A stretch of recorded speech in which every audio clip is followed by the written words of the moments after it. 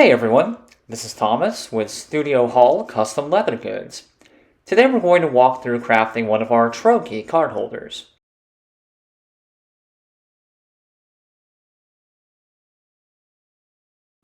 This tutorial is paired with a PDF pattern on our website, link in the description, and like our Volta pattern, it's an extremely beginner-friendly project.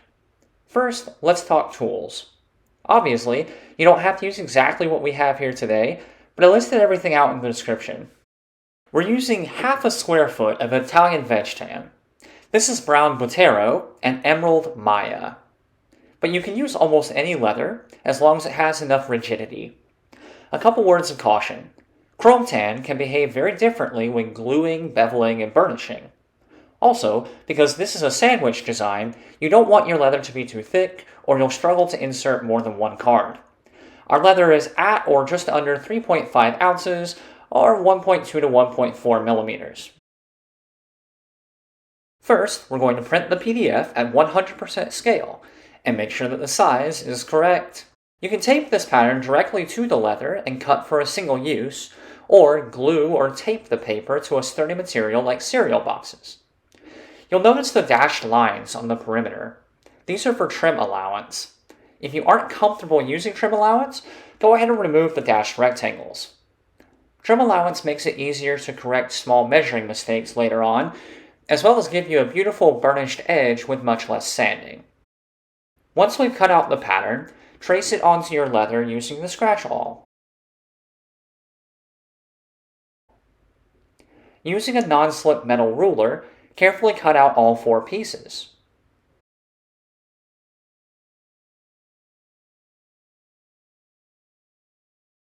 We're going to bevel and burnish the tops of the pockets. If you use trim allowance, it's clear where you should start. If you did not use trim allowance, measure 6 centimeters from the bottom of each piece and make a small mark. Using either a punch, a radius tool, or even a coin, we want to curve our edges. Either a 5 or a 6 millimeter radius for the pocket corners is my preference, and a 7.5 to 10 millimeter for the highest corners. You could also leave the pocket corners straight. Now we hit this top edge with a small sanding at 240 grit to raise up the lip and give us something to bevel. Creased edges are optional, but we're going to use them here for the pocket. Our edge creaser is set at about 1.2 millimeters, and we're heating it up over a pumpkin latte candle. You can crease the edge cold, but it won't be very durable or prominent.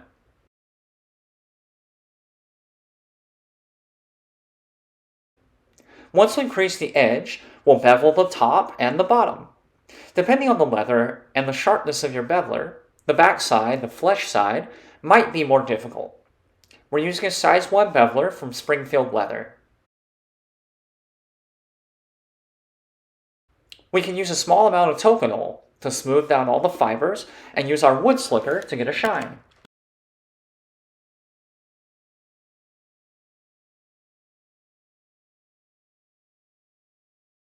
Next up is gluing our interior pieces. Since we're putting glue on the flesh side, it's already nice and textured for the glue. We're using Sewa water-based glue because it's non-toxic, easy to work with, and super easy to clean up.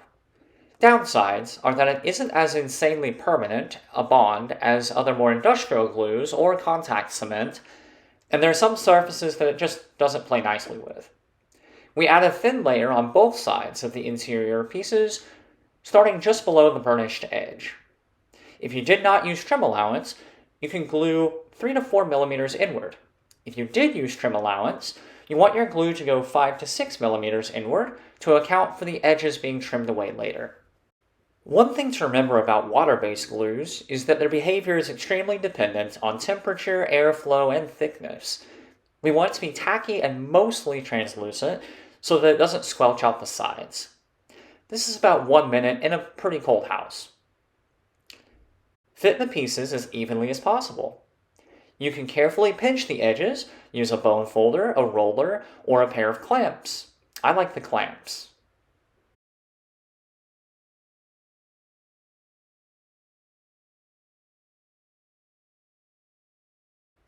Since the next surface we're gluing is the smooth grain side, we've got to prep it for glue. I can't stress how important this step is, especially for oily or pull-up leathers. We can either scratch the surface with a scratch-awl or use a roughing tool. Great. We'll repeat the gluing process with the final two pieces. Now, why doesn't our trim allowance go all the way up the side? This is so that we can have curved burnish corners at the split top, while still accounting for the pieces that are glued. If you glue and stitch all the way up, you might find difficulty in taking cards out of the center pocket. This is the same principle as our Volta card holder.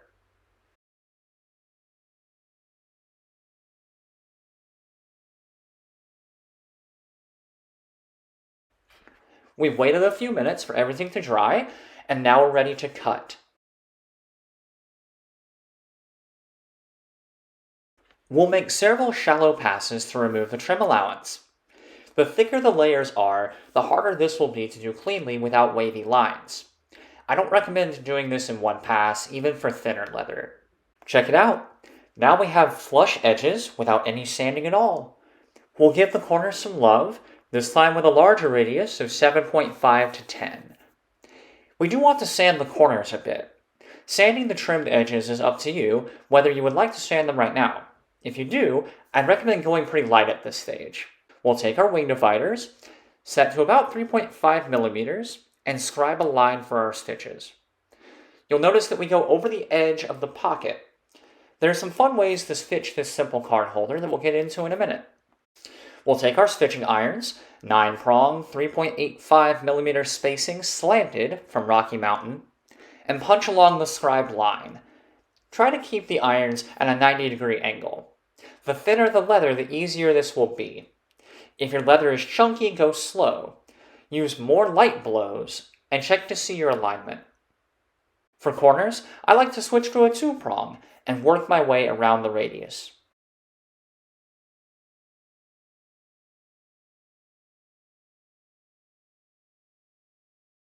We'll close these holes up using a bone folder or a saddler's hammer. If we don't minimize the holes now, they're going to be even more exaggerated when we stitch this up. Let's measure out some thread.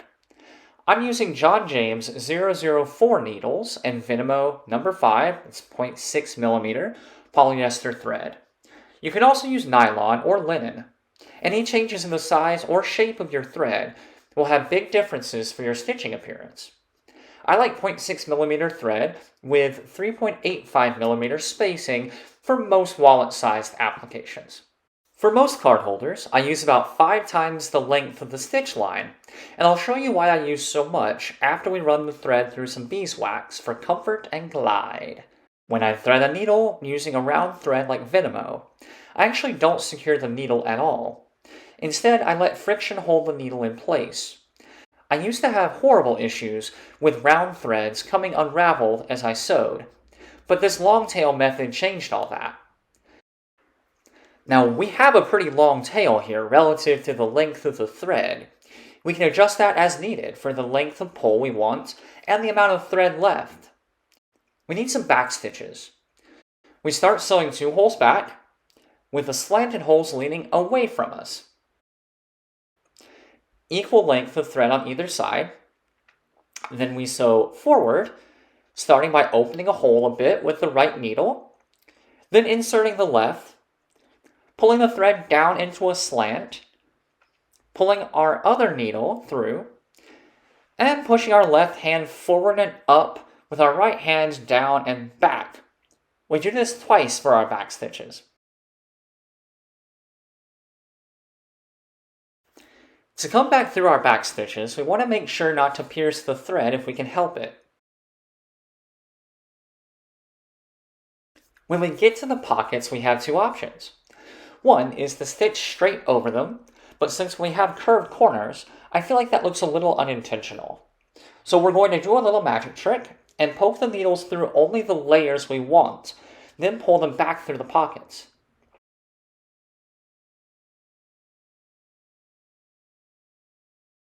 We want to use a technique called casting a stitch, which will give us a slanted stitch on the back side as well.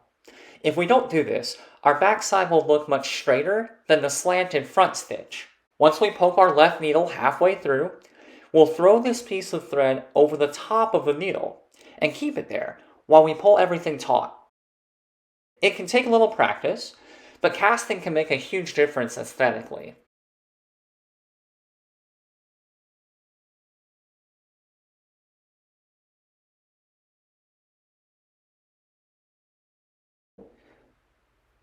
So I did actually catch my thread here. I haven't done this technique in a while, and it happens for the best of us. If you ever catch a thread, and it does happen, obviously, you can make sure that you pull both sides taut, snip off the needles, cut some new thread, and use the exact same hole. Later on, you can snip the excess thread and burn it down. This is going to keep it from coming unraveled. If you are scared of it coming unraveled, you can always do a back stitch, but I'm going to go ahead and move on.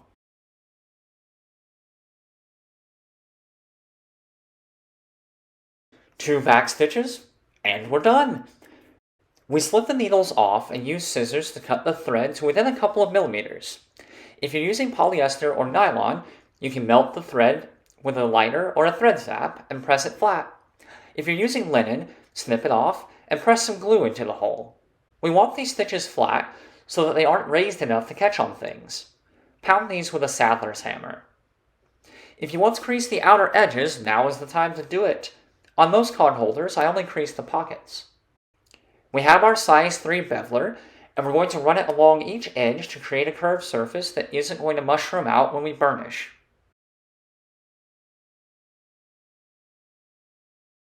Before burnishing, we apply more toconol.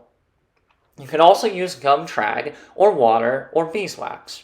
But I really stand behind toconol. It's made by Sewa, the same company that produces our glue. Use a wood slicker to burnish the edges. If you don't have one, canvas can work. Once we've burnished once, we always go up and grit, sand, toconol, burnish, all over again until you achieve your desired result.